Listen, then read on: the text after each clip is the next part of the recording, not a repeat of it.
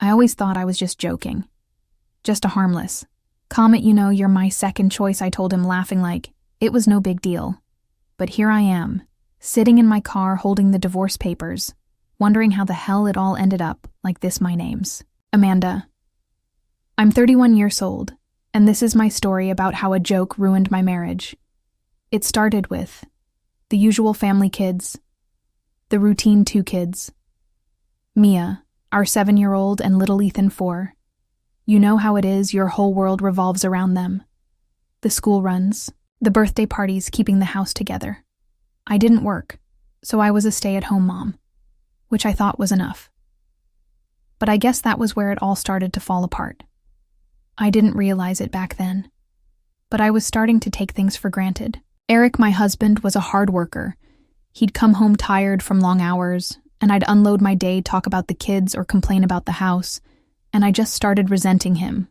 He was always the provider, always there, always doing what he was supposed to do. But what about me? What about what I needed? I was the one with the kids all day, taking care of everything. I wasn't getting attention, and that frustration started building up inside me. It was a Friday night, a rare evening without the kids.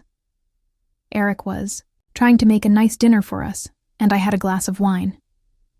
We were sitting at the table just talking, and I made the comment. I don't even remember what led up to it.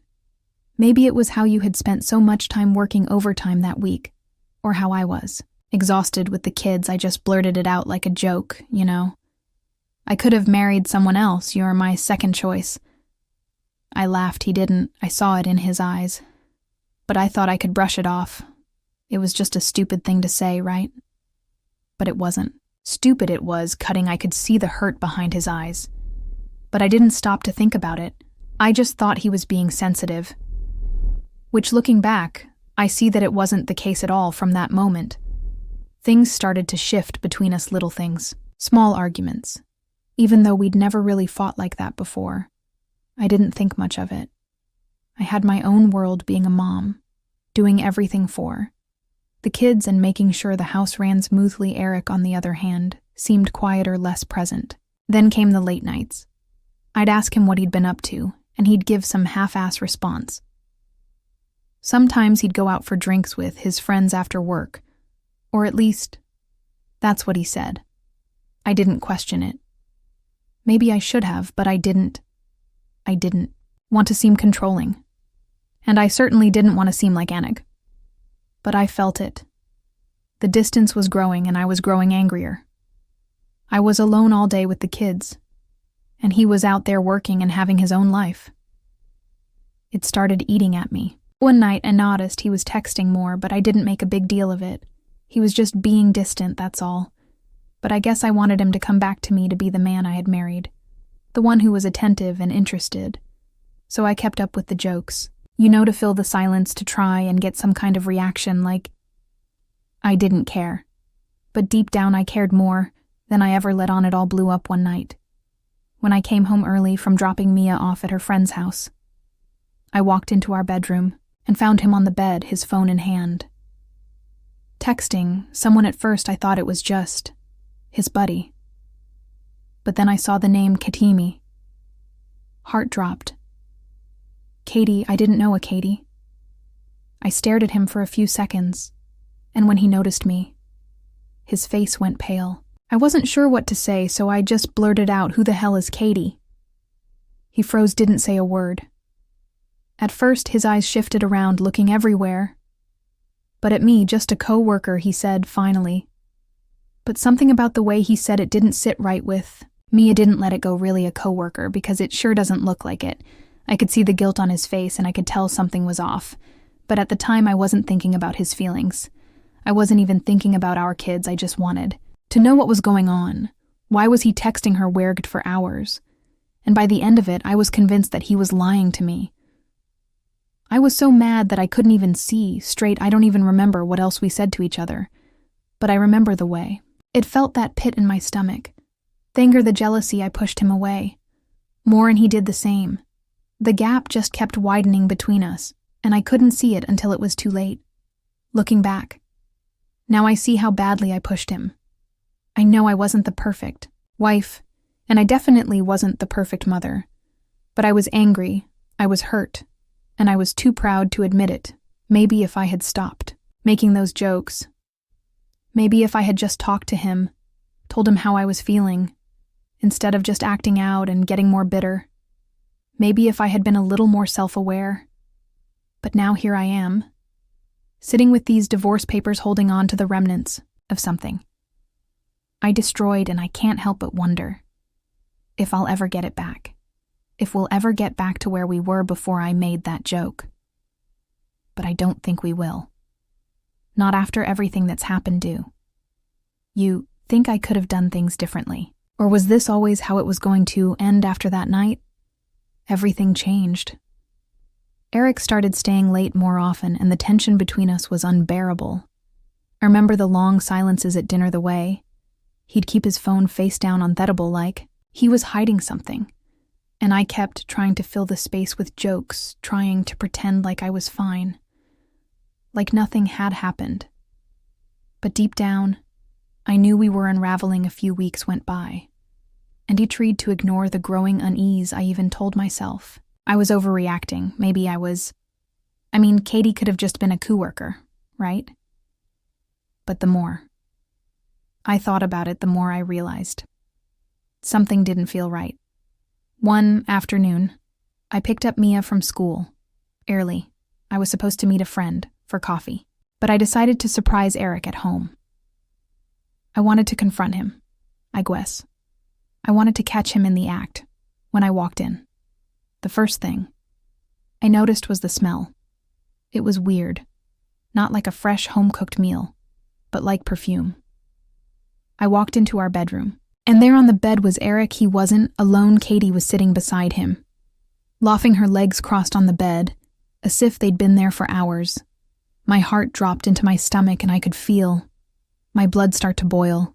I don't even remember exactly what happened after that. I think I just froze staring at them. Eric's eyes went wide when he saw me standing in the doorway, but I wasn't sure who I was angrier at, him or her. Katie stood up quickly like she was about to run. And that's when Eric jumped in. Amanda, this isn't what you think. His voice was shaky, his words fumbling out, like he was trying to find the right thing to say, but I didn't care anymore.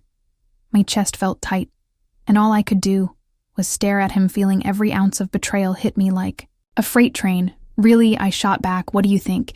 I think this is Eric. What the hell is going on here? Katie looked uncomfortable, trying to avoid my eyes. She started mumbling something about needing to go, but I didn't care about her. My focus was entirely on Eric. You've been sneaking around with her? I demanded, stepping forward, my voice getting louder. Is this how you've been spending all your late nights, huh? Eric stood up slowly, raising his hands in defense. It's not like that. I cut him off before he could finish. You're lying. You're just like every other man. I gave you everything. Eric, I took care of our family, our kids, and you can't even be faithful. You've been sneaking behind my back with this woman. And now you're trying to gaslight me into thinking it's nothing. I was pacing around the room now, too angry to stay still. He kept trying to speak, but every time he did, I just shouted over him. The more I talked, the angrier I got, and I couldn't stop myself. He had hurt me, and I needed him to know how much it stung. Katie had left by the time the argument was halfway over, and I didn't care. Eric was standing there looking at me, but there was no remorse in his eyes, no regret. I wanted him to beg for forgiveness. I wanted him to tell me that it was a mistake, that it meant nothing. But he didn't. Instead, he just said, I don't think this is working anymore.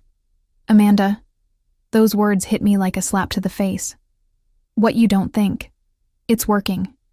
You're the one who's been screwing around behind my back, and now you want to throw away our entire family because of some affair.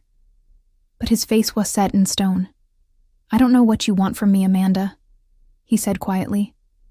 I can't fix this. It's over. The words didn't sink in right away. I think it took a while for me to even understand what he was saying. We were done, and then all of a sudden, something clicked inside me. I didn't feel sad. I didn't feel heartbroken. I felt relieved that I didn't have to pretend. Any more relieved that the weight of everything wasn't just on my shoulders, but at the same time I felt angry, furious that he had pushed to this point, that he had made me feel like I was second place in my own damn marriage. I should have been more aware of how badly I'd been hurting him too. I should have seen the cracks before they turned into a chasm. But I didn't, and now here I was, my family falling apart, and I was the one to blame. I had made the jokes, pushed him away, and now I was paying for it. Eric packed up his things, and as he left, I could hear Mia crying in the other room. It was like everything I had been avoiding hit me all at once. I wasn't just losing my husband, I was losing my family. The next few months were a blur. There were court papers, talks with lawyers, and trying to figure out how to tell Mia and Ethan that their dad wasn't coming home. It was messy to say the least, but I never stopped blaming Eric. I told myself I was just a victim in all of this, that I had done everything I could, and he was the one who screwed it up. But deep down, I knew the truth. I had a part in this. I had pushed him away. I had been so wrapped up in my own frustrations, my own insecurities, that I didn't see what was slipping through my fingers until it was too late. And nowhere I am alone with 2 kids to take care of, and a life I never expected. I don't know if I'll ever regret the way things went down, but I know one thing. For sure things could have been different, and if I could go back, I would have done things differently. But I can't. I can do now is try to pick up the pieces and move forward. In the end, the divorce was finalized. Eric got what he wanted. He walked away with a clean slate, no strings attached, and a fresh start. He was free to live his life, however he chose. And me, well, I was left trying to pick up the pieces of a shattered life, a family that was broken, and a reality I never expected to face. I remember the final court hearing, sitting across from Eric, his lawyer beside him and mine next to me. The kids weren't there, thank God. They didn't need to see their parents fighting over who gets the house or who gets what in the settlement. That was the last thing May needed. Eric didn't even look at me during the proceedings. He was calm, collected, like this was all just business to him. And maybe it was easier for him to move on because he had already checked out a long time ago. But for me, it was different. I wasn't ready to let go of the family we had built, even if I had contributed to destroying it. I had stayed in that marriage for years, for the kids, for stability, and now it felt like all of that had been for nothing. I didn't realize how much I had taken for granted, until I was left with nothing. I had always been the stay-at-home wife, Theon, who kept everything together. But now, I was forced to confront the reality of my own choices. I hadn't been paying attention to the cracks forming in our marriage. I had been too focused on myself, too caught up in my own frustrations and insecurities, that I let everything slip away. And in doing so, I lost the man I thought I could count on. More importantly, I lost my family. The worst part, I had no one else to blame but myself.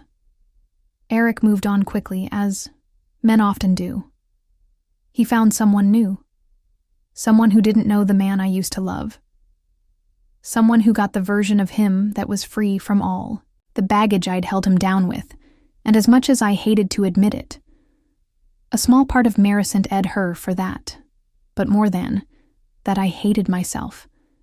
I hated how I had let everything fall apart, how I had let the anger and frustration build up until it was too late to fix anything, as for me I was left to rebuild my life alone. There were moments of weakness, of course, when I thought about what could have been, when I wondered if there was any chance of reconciliation. But deep down, I knew there wasn't. The damage had been done. Eric had moved on, and I was left with nothing but the lessons I had learned the hard way. I never wanted to be the kind of woman who blamed everyone else for her problems. But I had been so focused on pointing fingers, playing the victim, that I never stopped to look at my own role in themes we were in. And now, as I sat in the quiet of my house, the only sounds being the occasional hum of the refrigerator and the distant chatter of my kids, I understood the weight of that life was never going to be the same. And while I might never get back what I'd lost, I knew one thing for sure. I would never take my family, my husband or me, choices for granted again. So here I'm learning to navigate life as a single mom, trying to be better, do better for my kids. But it's hard, and some days I feel like I'll never get it right. But maybe that's the point. Maybe the mistakes I've made are the only way I'll learn. And maybe I'll come out stronger for it in the end. But for now, I'm just trying to survive, to make sure my kids don't feel the weight of all my mistakes, to somehow figure out how to live with myself after everything that happened. And that's where I am now, still figuring it all out, still learning. And I hope, for anyone out there who finds themselves in a situation like mine, that they can learn from my mistakes before it's too late.